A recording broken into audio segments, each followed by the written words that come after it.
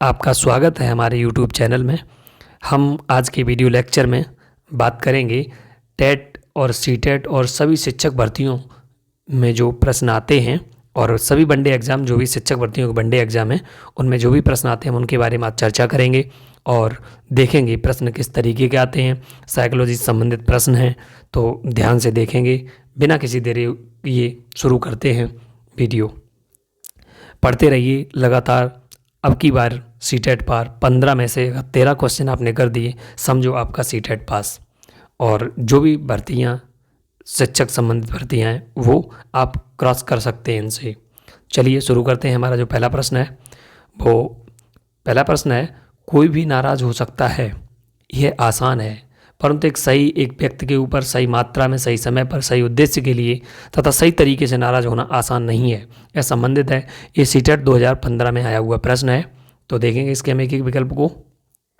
संवेगात्मक विकास से, संज्ञानात्मक विकास से, शारीरिक विकास से, सामाजिक विकास से। अगर कोई व्यक्ति किसी से नाराज़ होता है तो ये हमारे संवेगों पर निर्भर करता है, ना कि संज्ञानात्मक पर, सामाजिक पर और ना शारीरिक पर। शरीर से कोई संबंध नहीं, नाराज़ होना संवेगों पर निर्भर करता है।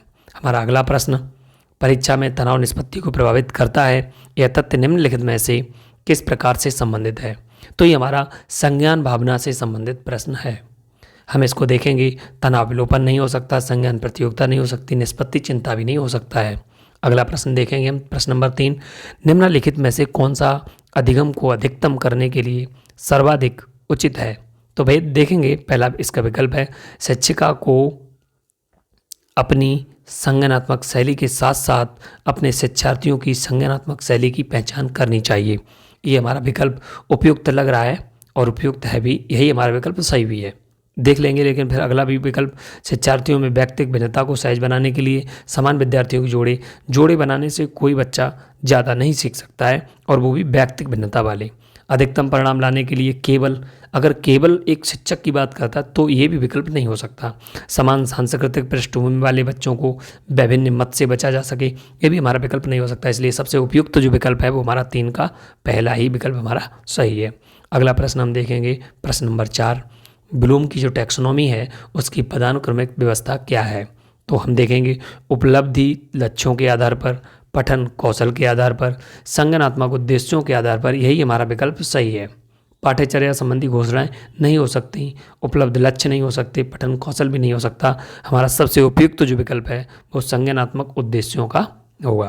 प्रश्न नंबर 5 हमारा, इसमें देखेंगे 4 विकल्प दिए गए हैं।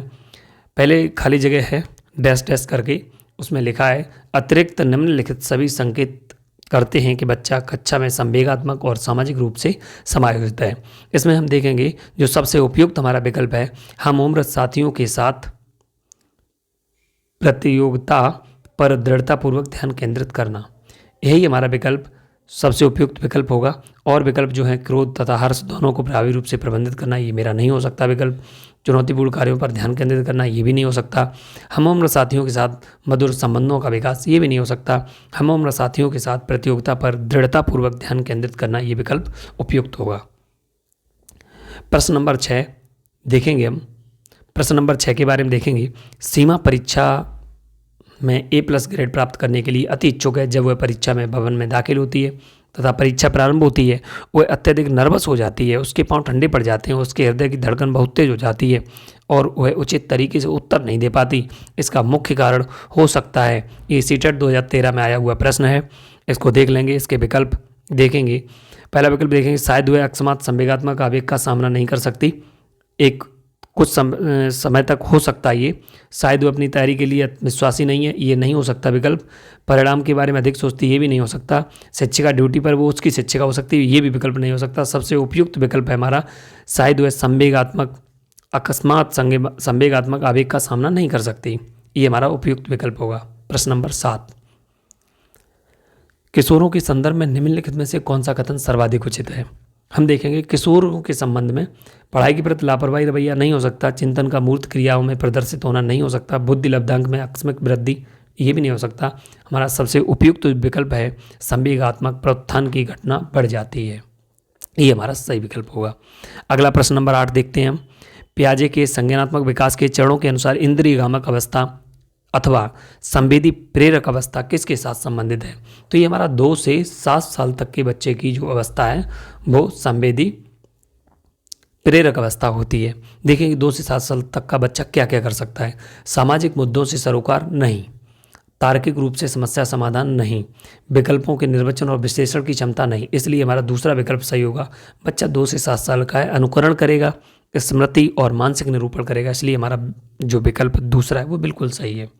प्रश्न नंबर 9, जब बच्चे की दादी उसे उसकी माँ की गोद से लेती है तो बच्चा रोने लगता है। बच्चा किसके कारण रोता है? तो हम इसमें देखेंगे जो बच्चा रोता है वो संवेगों की वजह से बच्चा रोता है। ना अजनबी दुश्चिंता होगा, ना सामाजिक दुश्चिंता होगा, ना वियोग दुश्चिंता होगा। हमारा जो सबसे उपयुक्त विकल्प है वो संवेगात्मक दुश्चिंता की वजह से बालक माँ की गोद से जाकर के दादी की गोद में रोने लगता है। अगला प्रश्न देखेंगे, प्रश्न नंबर 10, व्यवहार का करना पक्ष जो है वो किस में आता है? ये सीटेट 2012 का आया हुआ प्रश्न है। देखेंगे इसका पहला विकल्प सीखने के गतिक कॉग्निटिव क्षेत्र से, ये नहीं हो सकता विकल्प। सीखने के मनोवैज्ञानिक क्षेत्र, ये भी नहीं हो सकता। सीखने के संज्ञानात्मक क्षेत्र से, ये हमारा विकल्प उपयुक्त है और यही विकल्प हमारा सही है। सीखने के संज्ञानात्मक क्षेत्र से, सीखने के भावात्मक क्षेत्र से भी नहीं हो सकता। अतः हमारा उपयुक्त विकल्प जो सही है वो सीखने के संज्ञानात्मक क्षेत्र से होगा। अगला प्रश्न देखेंगे, प्रश्न नंबर 11, बच्चों में नैतिक मूल्यों को विकसित करने का सर्वाधिक उचित तरीका, सीटेट 2012 का आया हुआ प्रश्न है। बच्चों में नैतिक मूल्य हम कैसे विकसित करेंगे उसके ऊपर ये प्रश्न दिया गया है। तो हमारा पहला विकल्प हम देखेंगे, प्रातःकालीन सभा में बच्चों को नैतिक उपदेश देना। बच्चा है, उसको उपदेश देने से काम नहीं चलेगा। साफ बाल केंद्रित शिक्षा है हमारी, इसलिए बच्चे को उपदेश नहीं दे सकते। विद्यार्थियों के सामने एक परिस्थिति रखना और उस पर निर्णय लेने के लिए कहना। विद्यार्थियों के सामने परिस्थिति रखोगे, खुद निर्णय क्या लेंगे वो उन्होंने पहले से सीखा नहीं है, उनको कुछ सिखाना पड़ेगा। शिक्षकों एवं बड़ों द्वारा नैतिक मूल्यों को प्रदर्शित करना, यही हमारा विकल्प सबसे उपयुक्त होगा। बच्चों के सामने शिक्षक नैतिक मूल्यों को प्रदर्शित करें और बड़ों के द्वारा जो कार्य किए जाते हैं खुद करके दिखाएं, उसके बाद बच्चा करना सीखेगा।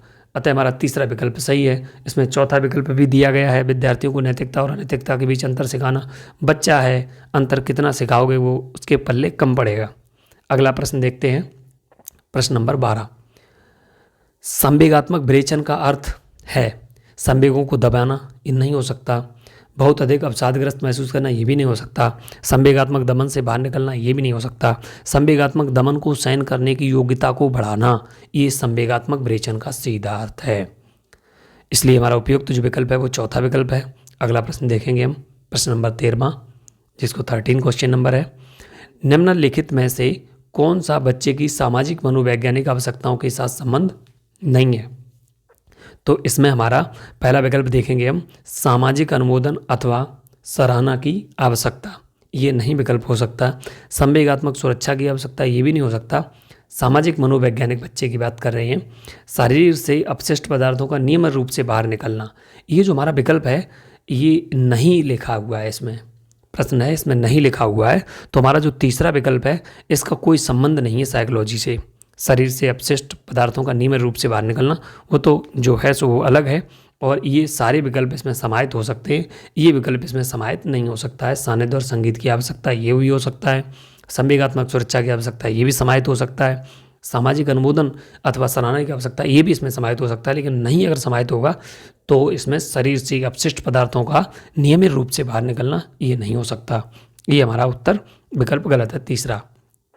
प्रश्न नंबर अगला देखेंगे, प्रश्न नंबर 14, वह कौन सा स्थान है जहाँ बच्चे के संज्ञानात्मक विकास को सबसे बेहतर तरीके से परिभाषित किया जा सकता है? खेल के मैदान में बच्चे को संज्ञान के तरीके से नहीं जान सकते। कोई सभागार है उसमें भी बच्चे को नहीं जान सकते। ये घर है, घर में भी बच्चे को नहीं जान सकते। विद्यालय और कक्षा के वातावरण में बच्चे का संज्ञानात्मक विकास को सबसे बेहतर तरीके से परिभाषित किया जा सकता है। ये हमारा विकल्प दूसरा, इसका विकल्प सही है। प्रश्न नंबर 15 देखेंगे, निम्नलिखित में से कौन सा कथन सीखने के लिए के बारे में सही है? सीखने के बारे में प्रश्न देखना है, कौन सा विकल्प सही होगा।